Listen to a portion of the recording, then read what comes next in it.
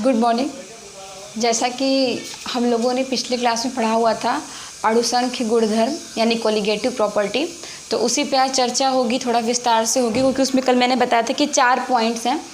पहला आपका था वाष्प दाब में सापेक्ष अवनमन, क्वथनांक में उन्नयन, हिमांक में अवनमन और परासरण दाब। ठीक है, तो कल हमने पढ़ा था कि वाष्प दाब में सापेक्ष अवनमन, यानी अवनमन मतलब होता है क्या, कमी, कि वाष्प दाब में जो सापेक्ष कमी आ रही है उसको कैसे फाइंड आउट किया जाए, उसका कैसे पता लगाया जाए। तो आज उसी पे चर्चा होगी। तो जो जैसा कि हम लोगों ने पिछले क्लास में पढ़ा हुआ था कि कोलिगेटिव प्रॉपर्टी क्या है, कि जो कोलिगेटिव प्रॉपर्टी हम लोगों ने कल निकाला हुआ था कि वाष्प दाब में सापेक्ष अवनमन में हमने पढ़ा था कि P0 minus P upon P0 actually इसको P0 कहते हैं। ठीक है, आप अपनी सुविधा के लिए कुछ भी कह सकते हैं, बस आपको समझ में आना चाहिए, ऐसा ना हो कि दोनों P को आप सेम कर दीजिए। ठीक है, P0 minus P upon P0 is equal चाई मतलब मैं इसलिए कह सकते हैं क्योंकि वो एक मोल फ्रैक्शन है, मोल फ्रैक्शन ऑफ सॉल्यूट। आप ये भी बोल सकते हैं मोल फ्रैक्शन ऑफ सॉल्यूट यानी विलेय का मोल प्रभाज। ठीक है, तो कल इतने हम लोग बात किए हुए थे। चूँकि ये जो नियम हमारा है P0 minus P upon P0, ये हमारा राउल्ट का नियम है। चूँकि मैंने इसको भी पढ़ाया नहीं है, लेकिन थोड़ा डाउट है, मतलब कि चूँकि उसमें थोड़ा लंबा क्लास हो जाएगा, तो मैंने सोचा कि बस चूँकि उसका मेन ये होता है कि आपको केवल फॉर्मूला पता होना चाहिए। थ्योरेटिकल बहुत ईजी है, वो आपको क्लास में हो जाएगा। ठीक है, तब तक आप इतना याद रखिए कि P0 minus P upon P0 is equal चाई ऑफ सॉल्यूट, मतलब मूल प्रभाज विलेय का। ठीक है, इतना आपको याद रखना है कि ये आपको मिला कहाँ है, राउल्ट के नियम से, अकॉर्डिंग टू राउल्ट लॉ। ठीक है, अब बात करते हैं, थोड़ा आगे बढ़ते हैं। तो अब बात है कि क्वेश्चन में पूछ सकता है, कभी भी आपसे पूछा जा सकता है, एग्जाम में तो नहीं पूछता, लेकिन फिर भी एक कॉन्सेप्ट है कि आखिर क्यों इसको अणुसंख्य गुणधर्म कहते हैं, क्यों वाष्प दाब में सापेक्ष अवनमन अणुसंख्य गुणधर्म है। तो इसका सिंपल सा एक आप कह सकते हो, डेफिनेशन कह सकते हो कि चूँकि मोल प्रभाज विलायक के एक निश्चित मोलों की संख्या में विलेय के मोलों की संख्या को व्यक्त करता है। जैसे आप जानते हैं कि मोल प्रभाज अगर आप विलेय का निकाल रहे हो, आपने ये आपके मन में ये भी क्वेश्चन हो सकता है कि आखिर मोल प्रभाज विलायक का क्यों नहीं निकाल रहे हैं, विलेय का क्यों निकाल रहे हैं, क्योंकि विलेय जो है वो आपका एक कोलिगेटिव, मतलब आप सकते हैं कि इसमें पार्टिकल्स हैं। अणुसंख्य आप कह सकते हो कि सॉल्यूट का ही होता है, सॉल्वेंट का नहीं होता।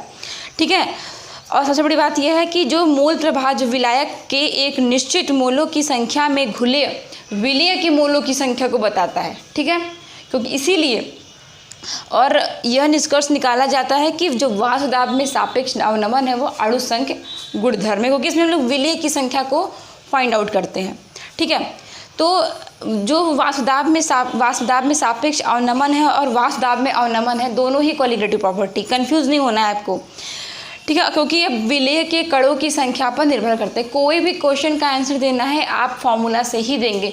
सीधी सी बात है कि ये क्यों अणुसंख्य गुणधर्म है, क्योंकि इसमें जो है हम लोग मोल प्रभाज सॉल्यूट का निकालते हैं, ना कि सॉल्वेंट का।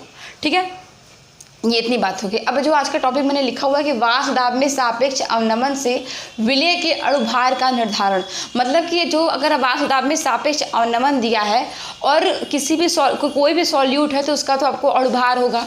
ठीक है, तो अगर ये दोनों चीज़ें दी हुई हैं तो हम कैसे वाष्प दाब में सापेक्ष अवनमन के हिसाब से विलेय का अणुभार ज्ञात कर सकते हैं। मेन चीज़ यही होगा कि अणुभार को कैसे, सॉल्यूट का मॉलिक्यूलर मास आप कैसे ज्ञात करेंगे अगर वाष्प दाब में सापेक्ष अवनमन दिया हो तो ठीक है। इसे कर मैंने बात किया था कि P0 minus P upon P0 is equal mole fraction of solute, mole fraction मतलब मोल प्रभाज विलेय का।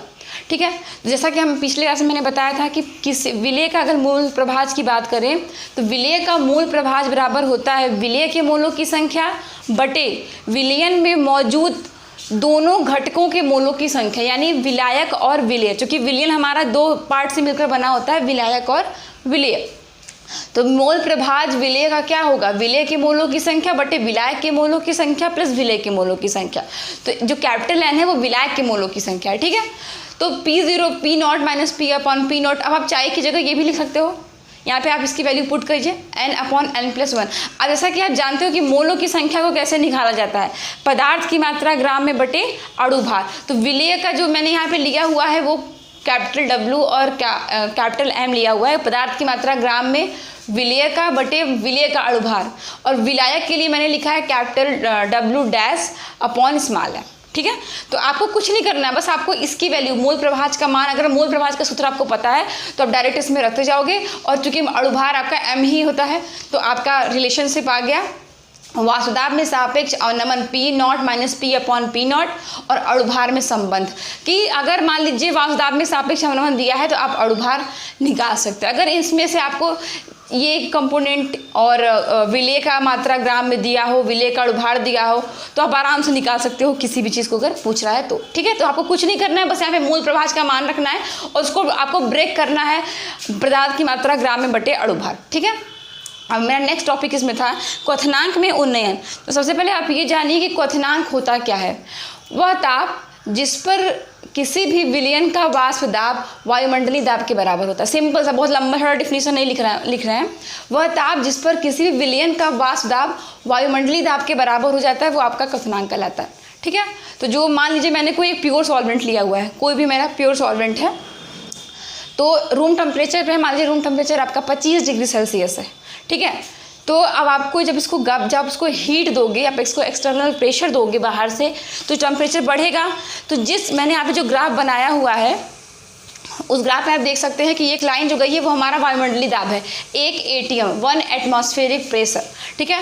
यहाँ पे नीचे आपका टेम्परेचर है, यहाँ पर आपका व्यापक प्रेशर है। जैसे जैसे आप टेम्परेचर इंक्रीज़ करेंगे आपका व्यापक प्रेशर भी इंक्रीज होता जाएगा, और जहाँ पे जाके ये पॉइंट यानी जो आपका ये टेम्परेचर है ये 1 ATM वाले लाइन को कट करता है, तो यही हमारा है वायुमंडलीय दाब, ठीक है। यहाँ पे कट कर रहा है तो ये पॉइंट आपकी कहलाएगी बॉइलिंग पॉइंट, और ये जो लाइन है आपका ये आपका 1 ATM यानी वायुमंडलीय दाब यानी एटमॉस्फेरिक प्रेशर है, और इसको मैंने डिनोट किया है TB यानी बॉइलिंग पॉइंट ऑफ, ठीक है।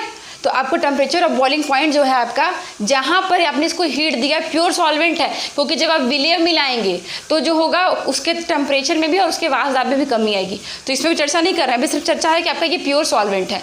प्योर सॉल्वेंट को आपने हीट दिया, वेपर प्रेशर बढ़ा, और यहाँ पे इस लाइन को इसने यहाँ पे कट किया, यही आपका बॉइलिंग पॉइंट है, ये पॉइंट, ठीक है। तो इसको आप नोट डाउन कर लीजिए अपनी कॉपी में और बस को रिवीजन कर लीजिएगा। तो आज का टॉपिक यही खत्म होता है। बाकी के बच्चे 2 कॉलिगेटिव प्रॉपर्टी वो नेक्स्ट क्लास में कंप्लीट करा जाएगा। कोई भी दिक्कत है तो कमेंट करके आप डायरेक्टली पूछ सकते हैं।